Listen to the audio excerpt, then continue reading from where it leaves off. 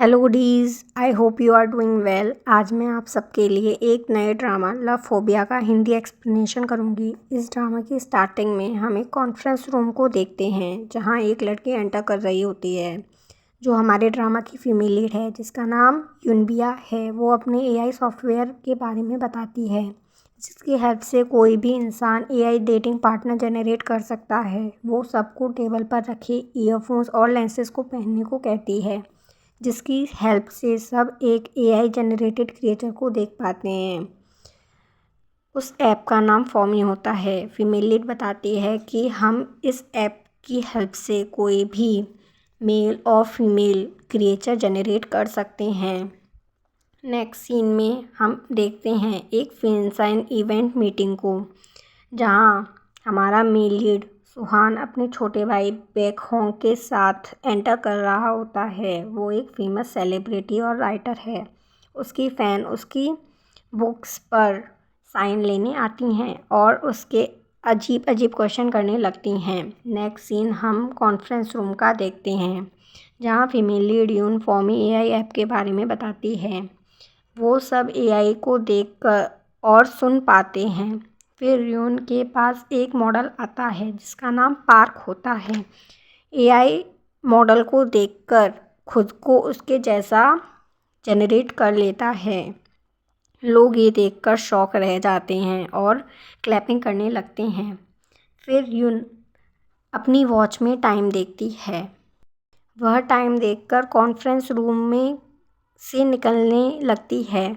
लोग उससे क्वेश्चंस पूछने लगते हैं कि वह क्यों जा रही है और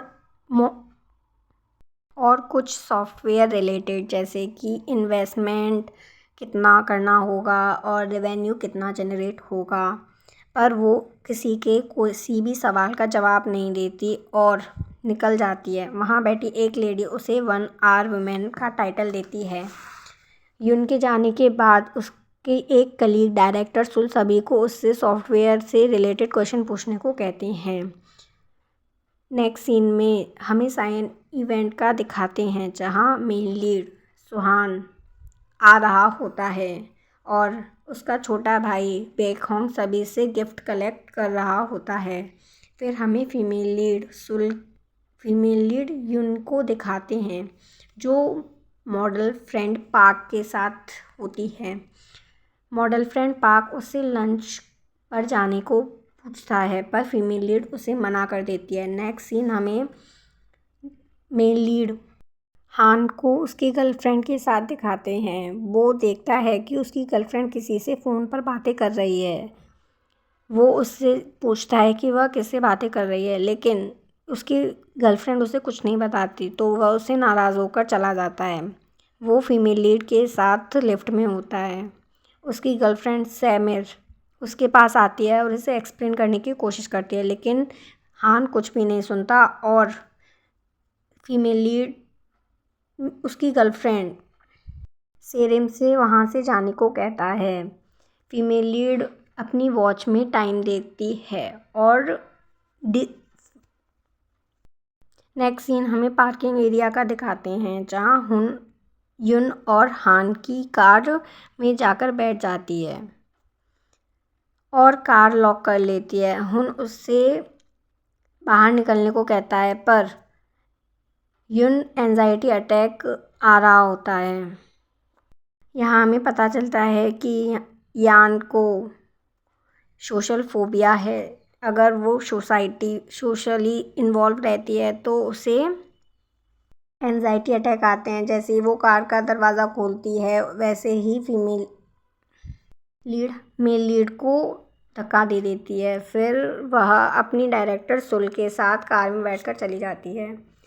कार में दिखाते हैं डायरेक्टर सुल यहाँ उनसे कहती है कि अगर पब्लिक को उसकी एंजाइटी अटैक के बारे में पता चल गया तो न्यूज़ हेडलाइंस में उसके बारे में बातें होंगी। फिर लोग उसे 1 आवर वुमेन निकनेम का मतलब पता चल जाएगा।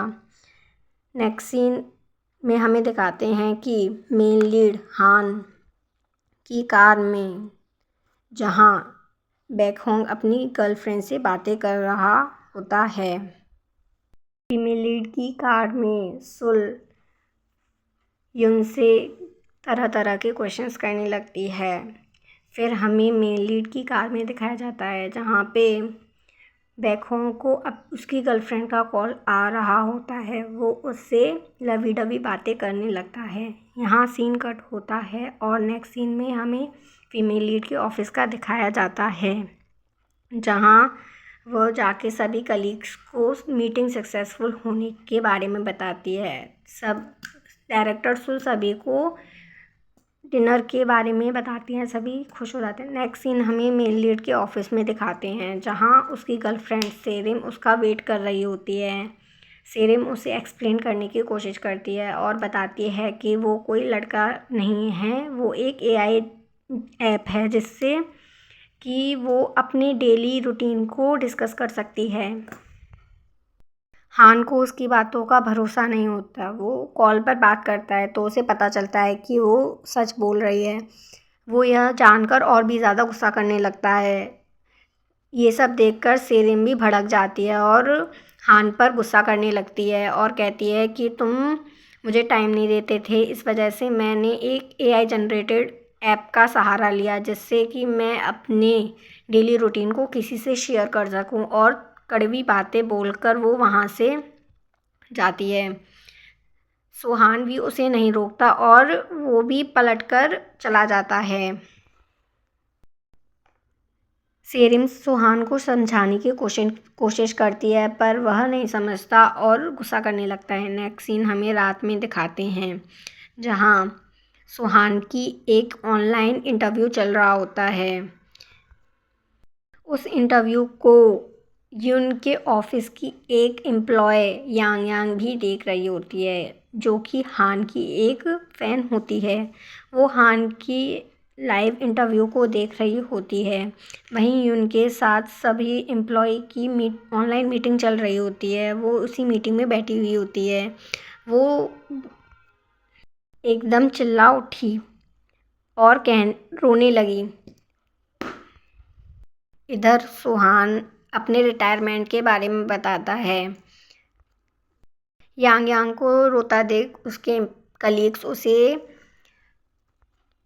कंसोल करने लगते हैं। ये सब देखकर यून उस पर चिल्लाने लगती है। फिर यांग यांग उसे अपनी लाइफ की स्टोरी बताती है कि वो जब डिप्रेस थी तब सुहान की ही बुक्स ने उसे लाइफ जीने का मोटिवेशन दिया।